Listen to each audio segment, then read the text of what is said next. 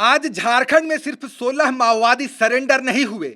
आज उस नेटवर्क को सबसे बड़ा झटका लगा है जिसे मिसिर बेसरा उर्फ सागर जी का सबसे मजबूत लड़ाकू ढांचा माना जाता था।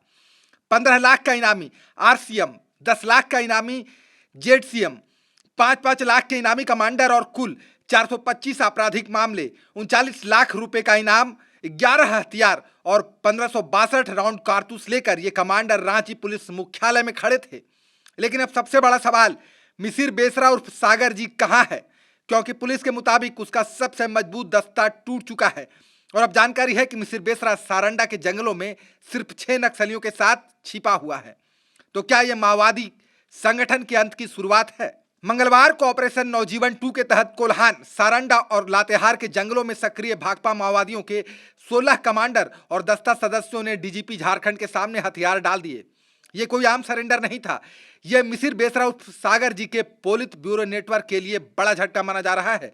इन 16 में शामिल है 1 रीजनल कमांडर, 3 जोनल कमांडर, 3 सब zonal commander, 6 area commander, 3 cadre. सबसे बड़ा नाम संतोष उर्फ वासुदेव दा, 15 लाख रुपए का इनामी, 128 आपराधिक मामलों वाला रीजनल कमांडर। इसके अलावा चंदन लोहरा, 10 लाख रुपए का इनामी, 78 मामलों में आरोपी। अनिल तुरी और सुखलाल बिरंजिया, दोनों 5-5 लाख रुपए के इनामी।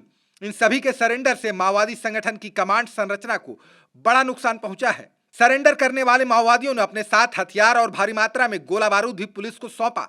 बरामद हथियारों में शामिल हैं 1 M16 rifle, 6 INSAS rifle, 2 AK-47, 1 HK-33, 1 US carbine, 38 magazine और 1562 राउंड कारतूस।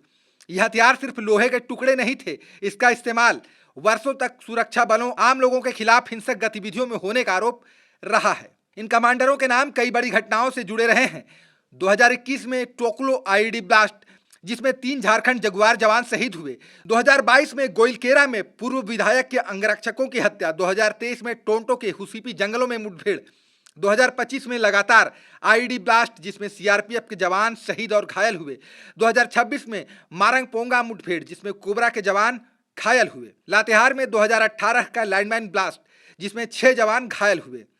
पुलिस के मुताबिक ये सभी नेटवर्क मिसिर बेसरा और केंद्रीय कमेटी सदस्य असीम मंडल के प्रभाव वाले इलाके में सक्रिय थे। और अब सबसे बड़ी जानकारी सामने आई है। पुलिस के मुताबिक मिसिर बेसरा उर्फ सागर जी फिलहाल सारंडा के जंगलों में सिर्फ 6 नक्सलियों के साथ छिपा हुआ है। सुरक्षा एजेंसियों को इसकी जानकारी मिली है और लगातार ऑपरेशन चलाया जा रहा है। वहीं पुलिस का दावा है कि पूरे झारखंड में अब करीब 20 नक्सली ही सक्रिय बचे हैं। यानी जिस संगठन ने कभी बड़े इलाके में अपना प्रभाव बनाया था, अब वह बेहद छोटे नेटवर्क तक सिमटता जा रहा है। 2026 में अब तक झारखंड पुलिस ने 93 नक्सली गिरफ्तार किए, 45 नक्सलियों ने सरेंडर किया, 22 नक्सली मुठभेड़ में मारे गए। इससे पहले 21 मई को 27 नक्सलियों ने सरेंडर किया। 13 जुलाई को 20 लाख रुपए की इनामी रविंद्र गंजू की गिरफ्तारी हुई। 17 जुलाई को 25 लाख रुपए की इनामी अजय महतो उर्फ टाइगर पकड़ा गया। और अब 16 कमांडरों का सरेंडर। इसके अलावा इसी नेटवर्क से जुड़े 8 और सदस्यों के छत्तीसगढ़ में सरेंडर करने की बात सामने आई है। कभी जिस माओवादी नेटवर्क के नाम से कोल्हान और सारंडा के जंगलों में दहशत थी, आज वही संगठन अपने सबसे कमजोर दौर से गुजर रहा है।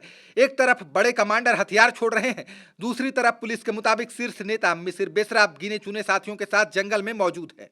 अब सवाल सिर्फ एक है, क्या मिसिर बेसरा इस कमजोर होते नेटवर्क को फिर खड़ा कर पाएगा या फिर झारखंड में नक्सलवाद का आखिरी अध्याय शुरू हो गया है?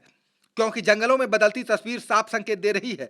दबाव बढ़ चुका है, नेटवर्क टूट चुका है और अब बचे हुए माओवादियों के सामने सिर्फ 2 रास्ते हैं। पहला हिंसा का रास्ता और दूसरा सरेंडर और मुख्यधारा में वापसी। खबर का मतलब बवाल न्यूज। हमारे चैनल को सब्सक्राइब जरूर करें।